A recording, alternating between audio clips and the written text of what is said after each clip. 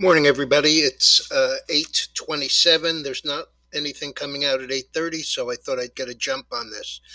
The only thing that did come out was mortgage apps. They were down 13.1% on top of last week's minus 5.4%. So I don't really read much into that. Asia and Europe are both higher. I want to preface all this by saying that I just saw an interesting piece on CNBC, and these sanctions mean nothing to Russia, actually. They may look good for an administration that is, slipping beneath the surface and drowning, but the fact of the matter is, Russia has $630 billion in hard currencies and gold and has no problem whatsoever not dealing with two small banks. These oligarchs are more than insulated, and the country as a whole has only an 18% debt to GDP, and that's remarkably low when you consider what the rest of the world looks like. But nonetheless, the market rallied a little yesterday, and it's up about another 200, 210 right now in the Dow, up about 33 in the S&P, and up about 155 in NASDAQ. So grin and bear it. Lowe's beat both top and bottom, and unlike Home Depot yesterday, the stock, which closed at 214.59, is trading 220, up 541 or 2.5%. Barclays also had a beat. And it closed 1047, the ADRs here 1047, trading right now 1095, up 48 cents or 4.6%. Activision Blizzard came out and said they will not have a Call to Duty release this year. That's the first time in roughly 2 decades. However, the stock is doing absolutely nothing because, if you recall, Microsoft is buying them. So there aren't a lot of sellers down here.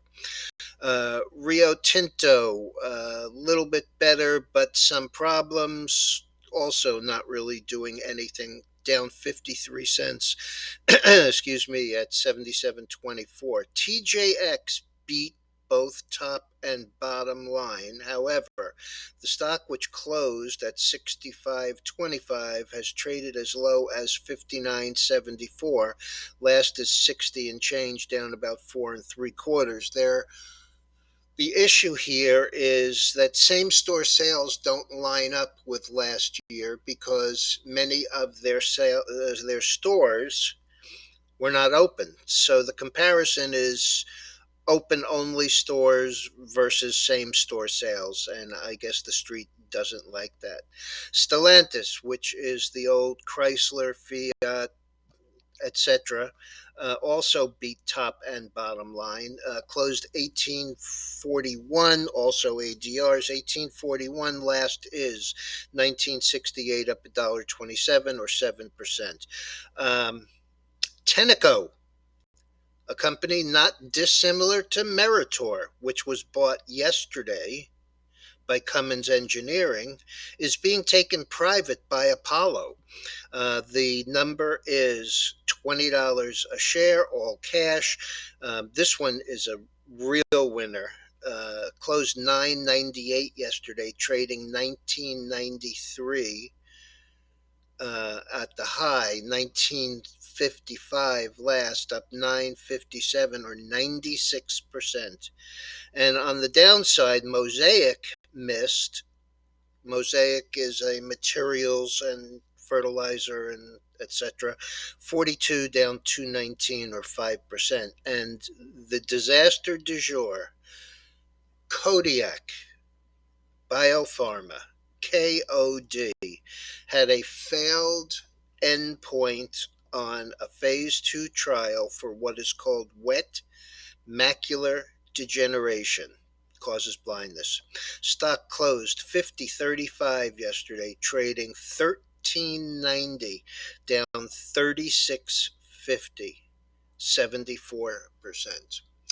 Okay, look at the futures. We have oil a little bit lower, down a quarter. Remember, this traded almost 95 yesterday, trading below 92 today.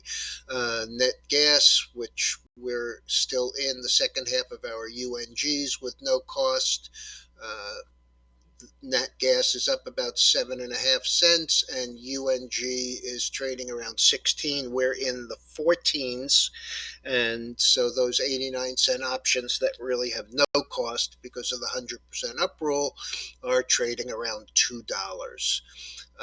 Cotton, coffee, cocoa, all up. Lumber, limit down yesterday, has not opened today. As I said, S&P up 33, 153 in the Nasdaq, 229 in the Dow. Bitcoin and Ethereum both higher. Bitcoin, that's about half of what it lost yesterday. Same situation with Ethereum. The dollar is down about 9.5 cents, and bonds are down 10 30 seconds. All right, everyone, don't forget to hit that subscribe button and the notification bell. I'll be back later.